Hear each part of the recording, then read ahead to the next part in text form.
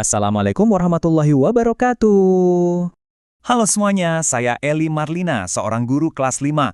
Nah, murid-murid saya tuh sering banget penasaran. Bu, gimana sih caranya bernafas itu bisa bikin kita kuat lari dan main? Hari ini kita bakal melakukan sebuah perjalanan super seru masuk ke dalam tubuh kita sendiri buat nemuin jawabannya. Udah siap? Yuk kita mulai. Oke, perhentian pertama kita adalah kesadaran. Sebelum kita menyelam lebih jauh, yuk kita berhenti sejenak. Coba deh tarik napas yang dalam, lalu hembuskan pelan-pelan. Kerasa kan? Udara yang ngalir masuk, terus dada kita yang agak mengembang. Tanpa kita sadari, ada sebuah sistem yang luar biasa banget lagi kerja di dalam tubuh kita. Yuk kita cari tahu dari mana semua ini berawal. Setiap perjalanan itu kan dimulai dari langkah pertama ya. Nah, dalam cerita pernafasan kita, pintu masuk utamanya itu adalah hidung. Tapi hidung ini bukan sekedar jalan masuk loh. Dia ini gerbang super canggih yang punya tugas penting banget. Coba kita lihat lebih dekat yuk. Kita semua pasti pernah ngalamin ini kan? Refleks aja gitu langsung tutup hidung kalau ada debu. Ya itu emang refleks yang pinter banget dari tubuh kita. Tapi pernah kepikiran gak sih, kita itu lagi ngelindungin apa? Emangnya apa yang terjadi di dalam hidung kita sampai segitunya istimewa? Jadi gini, di dalam hidung kita itu ada pasukan penjaga yang nggak kelihatan, rambut-rambut halus. Anggap aja mereka ini kayak filter udara alami paling canggih sedunia. Tugas mereka itu menangkap debu, polusi, kotoran, pokoknya semua yang kotor-kotor biar cuma udara yang lebih bersih aja yang boleh lanjut jalan. Keren banget kan hidung kita ini penjaga gerbang pertama yang efisien banget. Nah, setelah lolos dari gerbang pertama, udara sekarang tiba di sebuah persimpangan yang krusial banget. Ini kayak area gerbang keamanan gitu, di mana tubuh kita harus bikin keputusan penting. Coba kita lihat gimana sistem ini mastiin udara nyampe ke tujuan yang benar. Nah ini dia faring. Bayangin aja faring ini kayak perempatan yang super sibuk di leher kita. Disinilah jalur buat udara dan jalur buat makanan itu ketemu. Tapi tenang, di sini ada petugas lalu lintas yang nggak kelihatan, yang tugasnya mastiin udara masuk ke paru-paru dan makanan masuk ke perut. Wah, desainnya pinter banget ya. Oke, dari perempatan tadi, udara langsung diarahkan ke sebuah jalan tol utama. Namanya trakea atau batang tenggorokan. Nah, jalan tol ini nanti kebelah jadi dua cabang, namanya bronkus. Masing-masing cabang ini membawa udara yang berharga tadi menuju paru-paru kanan dan paru-paru kiri. Pernah nggak sih lagi makan atau minum, tiba-tiba keselak? Nah, itu dia.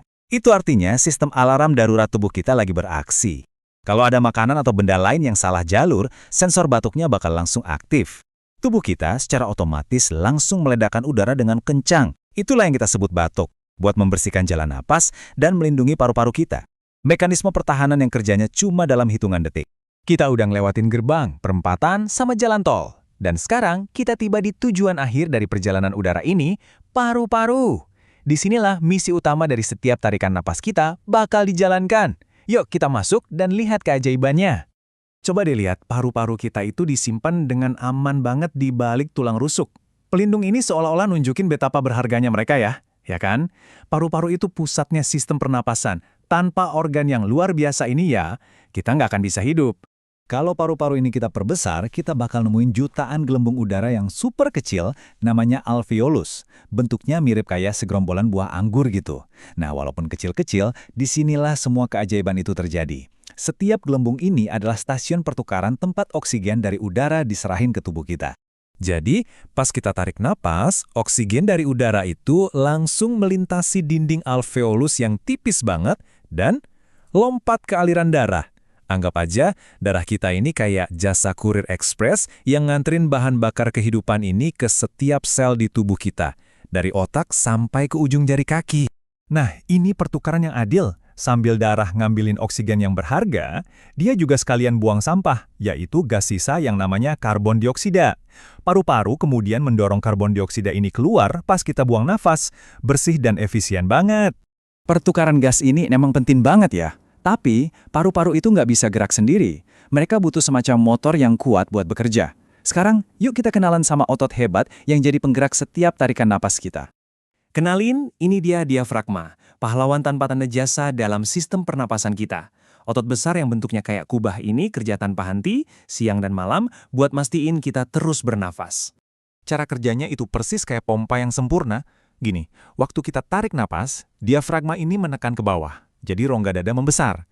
ini bikin ruang hampa yang nyedot udara masuk ke paru-paru. Terus, pas kita buang napas, diafragmanya rileks lagi, melengkung ke atas, dan dengan lembut mendorong udara keluar dari paru-paru. Turun dan naik, terus-terusan, tanpa kita sadari. Oke, kita udah lihat semua bagian-bagiannya. Sekarang, yuk kita satuin semuanya dan kita lihat gimana semua bagian ini bekerja sama dalam sebuah siklus kehidupan yang indah dan gak pernah berhenti. Nah, slide ini ngerangkum seluruh perjalanan kita tadi. Mulai dari menarik napas, terus ada pertukaran gas penting di alveolus, sampai akhirnya kita buang napas. Ini adalah sebuah siklus sempurna yang terjadi kira-kira 20.000 kali setiap hari tanpa perlu kita suruh. Luar biasa ya? Jadi, inilah jawaban dari perjalanan kita. Siklus yang menakjubkan inilah yang ngasih kita kekuatan buat lari, belajar, tumbuh dan ngejalanin hidup kita sepenuhnya. Setiap napas itu adalah hadiah. Semoga setelah ini kita semua jadi lebih menghargai setiap tarikannya ya. Terima kasih sudah menemani saya. Wassalamualaikum warahmatullahi wabarakatuh.